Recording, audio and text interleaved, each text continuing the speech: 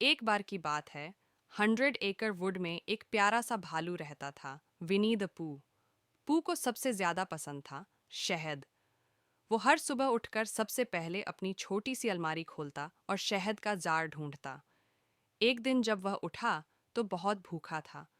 उसने अलमारी खोली लेकिन उसमें एक भी बूंद शहद नहीं थी। ओह बॉदर, पू ने उदास होकर कहा, अब मुझे शहद की तलाश में जाना ही पड़ेगा। वह अपना लाल टी शर्ट पहने थोड़ा सा गुनगुनाता हुआ घर से निकल पड़ा। रास्ते में सबसे पहले उसे मिला उसका छोटा और प्यारा दोस्त पिगलेट। हेलो पिगलेट, पूह ने कहा।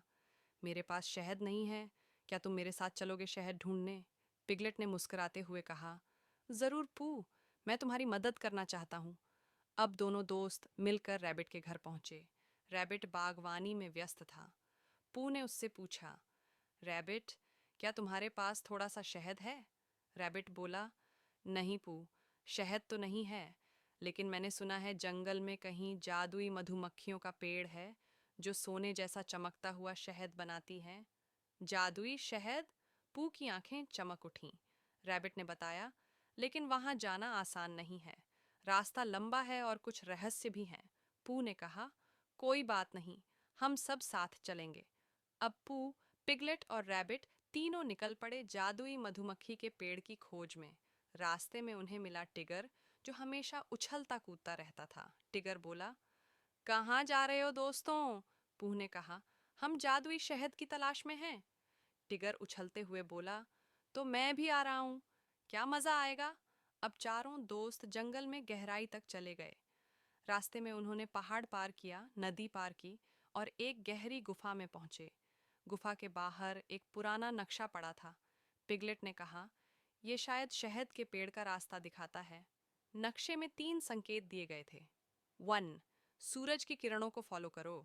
2, गाने वाली चिड़िया की आवाज के पीछे चलो। 3, जहां फूल झूमते हैं वहीं जादू होता है। अब पू और उसके दोस्त सूरज की किरणों के पीछे पीछे चलने लगे।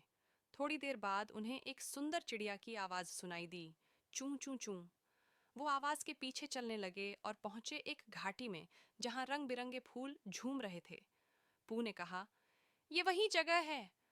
पिगलेट ने डरते डरते पूछा, क्या अब शहद मिलेगा?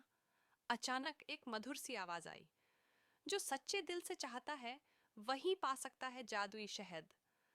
आवाज एक छोटी सी परियों जैसी मधुमक्खी की थी। वो बोली, तुम सब सच्चे दोस्त हो, तुमने एक दूसरे की मदद की, डर को पार किया, इसलिए तुम इस पेड़ का शहद पा सकते हो। पेड़ के तने से एक सुनहरा दरवाजा खुला और अंदर दिखा सोने जैसा चमकता हुआ शहद। पूह की आंखों में चमक आ गई। उसने थोड़ा शहद चखा और बोला, ये तो सबसे स्वादिष्ट शहद है जो मैंने कभी खाया है। टिगर उछलते हुए बोला, मजा आ गया। रैबिट ने कहा, ये इसलिए मिला क्योंकि हमने एक दूसरे का साथ नहीं छोड़ा। पूह बोला, शायद शहद से भी बढ़कर चीज है हमारी दोस्ती। पूह ने थोड़े थोड़े शहद के जार अपने सभी दोस्तों को बांटे और सबने मिलकर जंगल में एक छोटी सी पार्टी की।